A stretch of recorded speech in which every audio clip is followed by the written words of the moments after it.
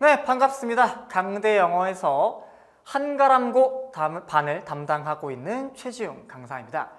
이번 시간은 한가람고에 입학한 우리 학생 여러분들을 위해 한가람고 영어 시험의 특징은 무엇이고 그에 대한 대비 방안은 무엇이고 선생님의 수업은 어떻게 진행되는지를 간략하게 살펴보는 시간을 가져보겠습니다. 먼저 한가람고의 시험 범위를 좀 살펴보겠습니다. 크게 네 가지인데요. 첫 번째로는 교과서입니다. 이건 여러분들이 중학교 때랑 동일하게 교과서 1개 또는 2개의 과정도가 들어가고요. 두 번째로는 부교재가 들어가는데요. 이 부교재는 사실 해마다 조금씩 바뀌어요. 근데 선생님은 작년도 2025학년도 부교재를 기준으로 지금 가져왔는데요. 작년 같은 경우엔 수능 특강 라이트라고 이게 원래 3학년 친구들이 쓰는 수능 특강보다는 난이도가 조금 낮은 지문들과 문제들이 실려있는 그런 교재라고 보시면 될 것 같아요. 다만 일반적인 고1 모의고사 지문보다는 난이도가 조금 더 있어서 좀 높은 난이도의 지문이 실려있는 부교재가 들어갔다고 보시면 될 것 같고요. 그 다음에는 학교 선생님께서 이제 어법 자료 같은 것들을 주시는데 이제 그것도 학교 시험 범위로 들어가게 되었습니다. 그 다음에는 이제 모의고사, 보통 당해 또는 그 전년도께 들어가고 그 다음에는 한가람고의 특징 중 하나인 외부 지문이 들어가기도 합니다. 이 외부 지문은 여러분들 중학교 때 접해본 친구도 있고 아닌 친구들도 있을 텐데 생판 처음 보는 지문이 시험에 출제가 된다고 보시면 될 것 같아요. 자, 시험 범위는 앞서 말한 것처럼 4개 정도로 분류할 수 있겠는데 시험 문제의 특징을 또 쌤이 3가지 정도로 크게 가져와 봤습니다. 물론 다른 학교들이 가지고 있는 특징도 한가람고가 가지고 있습니다만 다른 학교와 조금 구별되는 특징 3가지를 좀 가져왔는데요. 첫 번째로는 이건 정말 특이한 양식인데 중간고사와 기말고사 양식이 좀 다릅니다. 중간고사 같은 경우에는 서술형이 포함된 문제를 출제하고 기말고사 같은 경우에는 서술형이 빠지고 그 자리에 대신에 듣기평가가 들어가는 중간과 기말의 양식이 좀 다른 게 또 한가람고의 굉장히 큰 특징 중 하나입니다. 두 번째로는 외부 지문인데요. 사실 외부 지문을 쓰는 학교가 한가람고만 있는 건 아니에요. 그럼에도 쌤이 외부 지문을 한가람고만의 특징으로 가져온 이유가 이 외부 지문을 가지고 어법 문제로 꼭 출제를 하세요.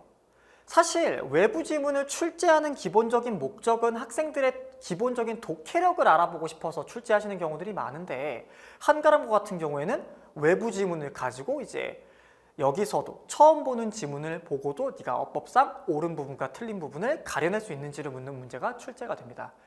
그 다음 마지막으로는 지문에 대한 깊이 있는 이해를 좀 요구해요.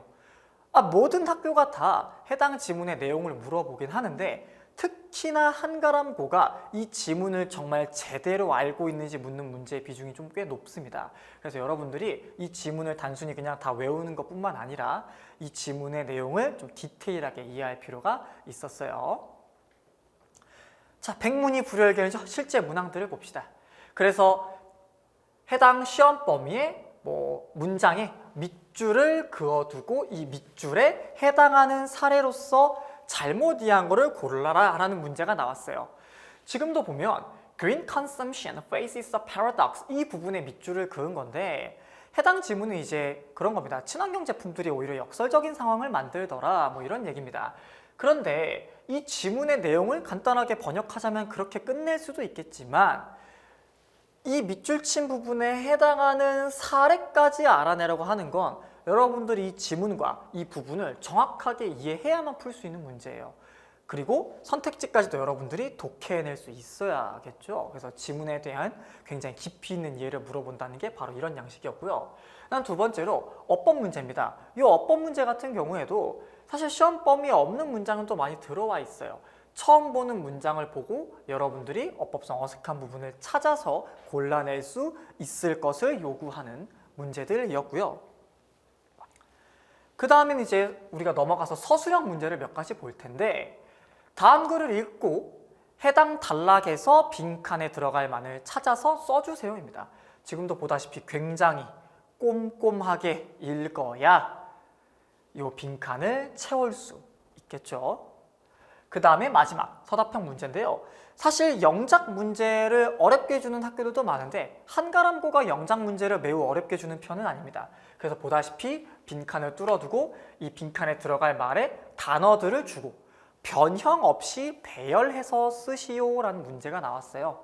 그래서 여러분들이 중학교 때 배웠던 투투 구문을 이용해서 영작을 해달라는 건데, 이 부분이 뭐 엄청나게 어려운 건 아닙니다만 어쨌든 여러분들이 기본적인 영작 구조는 알고 있어야 풀 수 있었던 문제입니다.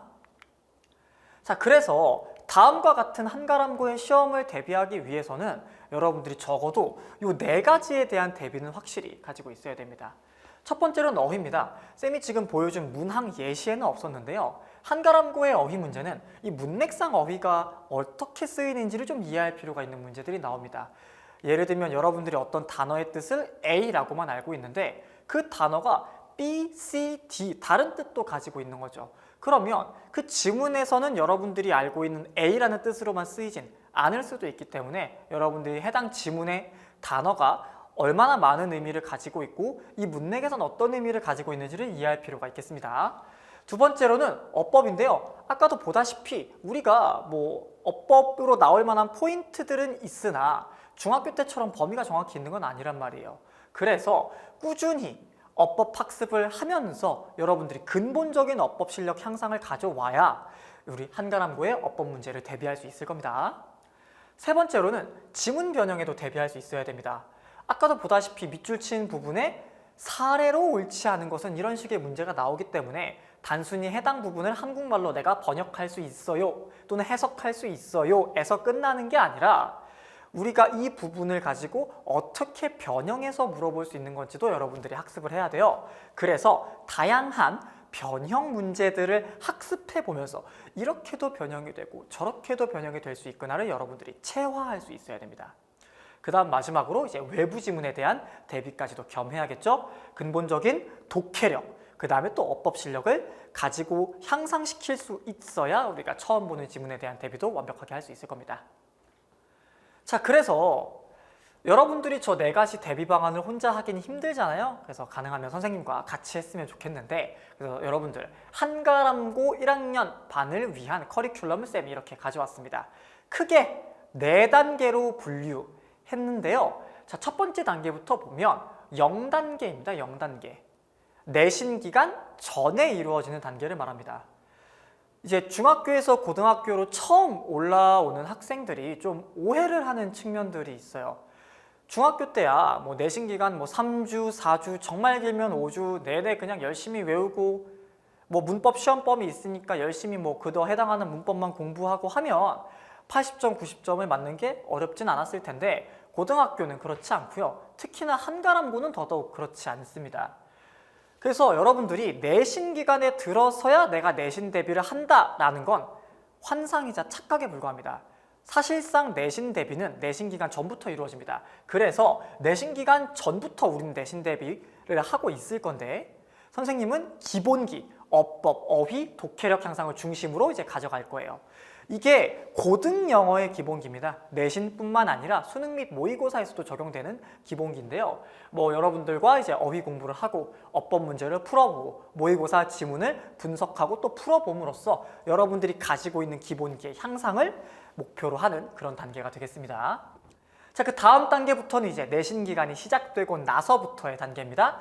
1단계입니다. 꼼꼼하게 지문을 분석하고 그 다음에 지문 분석하는 것 넘어서 이 지문이 어떻게 변형될 수 있는지까지 대비할 겁니다. 그래야 여러분들이 아까 봤던 그런 문제들을 풀 수 있겠죠. 자, 그 다음 단계입니다. 2단계입니다. 혼동 포인트를 학습하고 훈련할 건데 사실 이 혼동 포인트라고 하는 건 학생마다 조금씩 다를 수 있어요. 누구는 어휘가 헷갈리고 누구는 어법이 헷갈리고 누구는 지문의 내용이 잘 이해가 안 돼요 라고 할 수도 있단 말이에요. 그러나 학생들이 보통 헷갈려하는 공통적인 부분들이 있어요.